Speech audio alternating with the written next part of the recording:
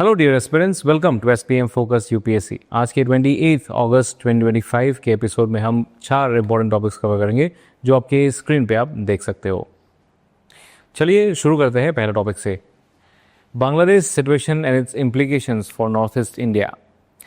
5 अगस्त 2024 को बांग्लादेश में एक मेजर पॉलिटिकल डेवलपमेंट हुआ। प्राइम मिनिस्टर शेख हसीना ने अपना पद से इस्तीफा दे दिया और भारत में शरण ले ली। सिर्फ 3 दिन के बाद अगस्त 8, 2024 को Nobel peace prize winner Mohammad Yunus को इंटरिम सरकार का प्रमुख बनाया गया। पर इस बदलाव के बाद बांग्लादेश के अंदर काफ़ी इंस्टेबिलिटी देखने को मिल रही है, जो भारत, खासकर नॉर्थ ईस्ट भारत के लिए एक बहुत बड़ा कंसर्न बन गया है। सबसे पहला कंसर्न है बांग्लादेश के अंदर रेडिकल ग्रुप्स जैसे जमाते इस्लामी का इन्फ्लुएंस काफ़ी बढ़ गया है। शेख हसीना के समय इन पर काफ़ी कंट्रोल था, लेकिन अब उनकी एब्सेंस में ये ग्रुप्स पॉलिटिकल और आइडियोलॉजिकल स्पेस ऑक्यूपाई कर रहा है।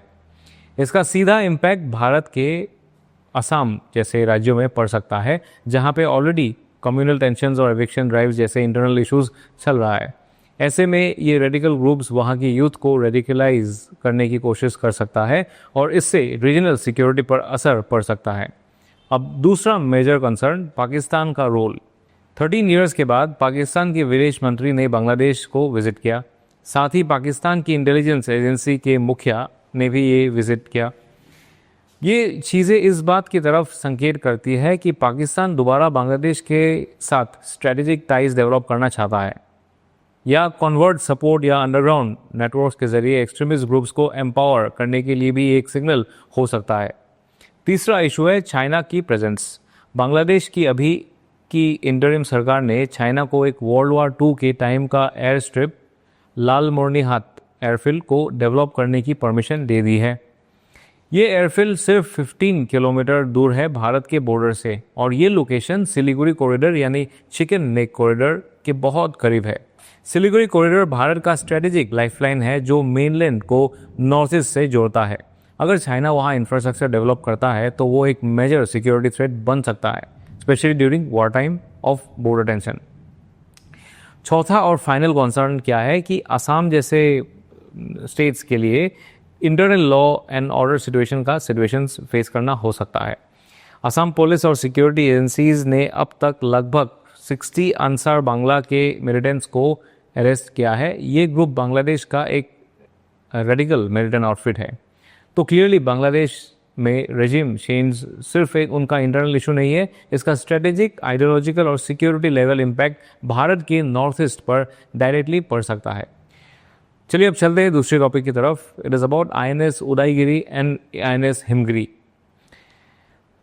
ये अभी एक डिफेंस सेक्टर से जुड़ी बड़ी अपडेट है कि भारत की जो नेवल स्ट्रेंथ को और एनहांस करती है अभी INS उदयगिरी और INS हिमगिरी। इंडियन नेवी ने विशाखापट्टनम में 2 नए वॉरशिप्स को एक साथ कमीशन किया है, जिनका नाम है INS उदयगिरी और INS हिमगिरी। ये दोनों ships stealth guided missile frigates है। इसका मतलब है कि ये मॉडर्न रेडर इवेटिंग डिज़ाइन और हाई टेक मिसाइल सिस्टम से इक्विप्ड है। सबसे पहले समझते हैं फ्रिगेट होती क्या है। फ्रिगेट एक मीडियम साइज वॉरशिप होती है जिसका यूज़ नेवी अलग अलग रोल्स के लिए करती है, जैसे escort operations, anti submarine warfare, anti air और एंटी सरफेस मिशंस। फ्रिगेट्स को work horse of the navy भी कहा जाता है क्योंकि ये वर्सेटाइल और मल्टी रोल शिप्स होती है। कंपैरिजन के लिए याद रखिए, एयरक्राफ्ट कैरियर सबसे बड़ा फाइटर जेट्स जो होता है, और हेलीकॉप्टर्स भी ये कैरी कर सकता है। दूसरा हो गया डिस्ट्रॉयर। उसके साथ कंपैरिजन अगर करके देखें तो हैवी वेपन से लोडेड ऑफेंसिव शिप होता है डिस्ट्रॉयर्स। फ्रिगेट होता है बैलेंस और मल्टीपर्पज यूजेस के लिए। कॉर्वेट दूसरा एक नाम है जो होता है छोटा वॉरशिप कोस्टल डिफेंस के लिए।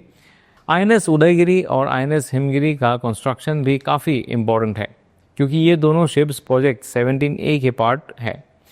प्रोजेक्ट 17A में टोटल 7 स्टेल्थ फ्रिगेट्स बन रहे हैं।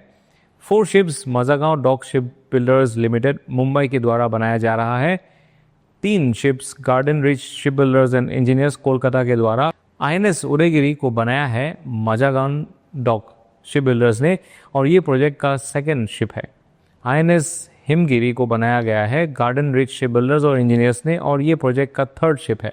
और GRSE के द्वारा बनाया गया पहला स्टेल्थ फ्रिगेट है। प्रोजेक्ट 17A की शुरुआत 2019 में हुई थी और पहला शिप था INS नीलगिरी। ये डेवलपमेंट भारत की इंडिजिनस डिफेंस मैन्युफैक्चरिंग कैपेबिलिटीज को भी हाईलाइट करता है और मेक इन इंडिया इनिशिएटिव के लिए एक पॉजिटिव सिग्नल है। इसी टॉपिक पर एक प्रीलिम्स क्वेश्चन दिया गया है, आप इसका आंसर कमेंट सेक्शन में दे सकते हो। चलिए अब नेक्स्ट टॉपिक देखते हैं। India braces for impact of 50% United state tariffs. तो बात करते हैं एक मेजर इकोनॉमिक इशू की जो भारत के एक्सपोर्ट्स पर डायरेक्ट इम्पैक्ट डाल रहा है। यूनाइटेड स्टेट्स के प्रेसिडेंट डोनाल्ड ट्रंप के लीडरशिप में यूनाइटेड स्टेट्स ने भारत के गुड्स पर एडिशनल 25% टैरिफ्स इम्पोज किया है, जो कि 27 अगस्त 2025 से इफेक्टिव हो गया है। ये 25% टैरिफ्स पहले से लगाया गया 25% टैरिफ्स के ऊपर है। इस तरह टोटल टैरिफ बन गया है 50%। ये मूव यूनाइटेड स्टेट्स के Russia oil import sanctions policy से जुड़ा हुआ है, जिसमें भारत पर प्रेशर डाला जा रहा है कि वो रशिया से तेल खरीदना बंद करे। अब बात करते हैं इसका प्रैक्टिकल इम्पैक्ट। अब लगभग 50 बिलियन यूनाइटेड स्टेट्स डॉलर्स के भारत का एक्सपोर्ट डायरेक्टली इफेक्ट होंगे इससे।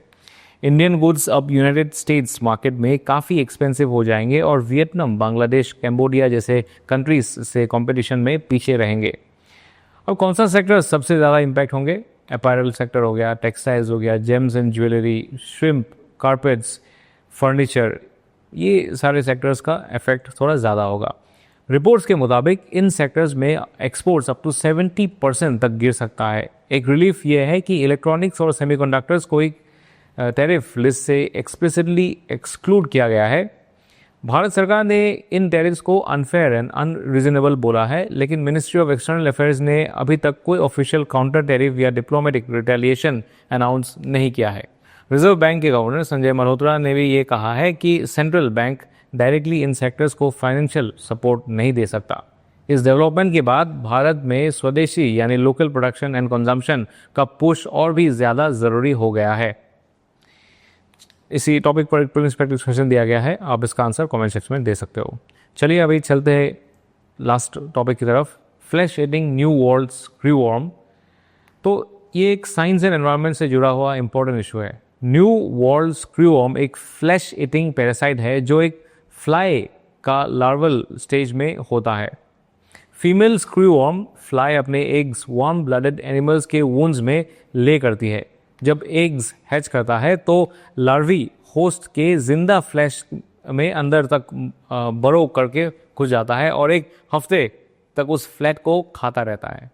फिर लार्वी ग्राउंड में गिर के प्यूपा बनाते हैं और कुछ दिनों या हफ्तों के बाद एडल्ट फ्लाई के रूप में निकलता है। ये पैरासाइट लाइवस्टॉक, वाइल्ड लाइफ और ह्यूमंस के लिए भी काफ़ी डेंजरस हो सकता है। एनिमल्स में ये कॉजेस करता है weakness, weight loss, reduced mobility, distress और एबनॉर्मल बिहेवियर। ह्यूमंस में कुछ वैसे ही सिम्टम्स हो सकता है जैसे कि severe pain, swelling, fever, secondary infections और कुछ एक्सट्रीम केसेस में डेथ भी हो सकता है। अब तक के रिकॉर्ड्स के मुताबिक यूनाइटेड स्टेट्स ने 1966 में इस पैरासाइट को सक्सेसफुली इरेडिकेट कर दिया था यूजिंग स्टेराइल इंसेक्ट टेक्निक, जिसमें स्टेरिलाइज्ड मेल फ्लाइज रिलीज किए जाते हैं जिससे रिप्रोडक्शन साइकिल ब्रेक हो जाता है। लेकिन अब United states department of health and human services ने कन्फर्म किया है कि एक पहला ह्यूमन केस रिपोर्ट हुआ है और इससे री-इंट्रोडक्शन का रिस्क बढ़ गया है। इस पैरासाइट का साइंटिफिक नाम है कोक्लियोमिया होमिनोवोरेक्स। इसे न्यू वर्ल्ड स्क्रूवर्म इसलिए कहते हैं क्योंकि ये साउथ अमेरिका, सेंट्रल अमेरिका और कैरिबियन में पाया जाता है, यानी अमेरिकन के नेटिव रीजन से है।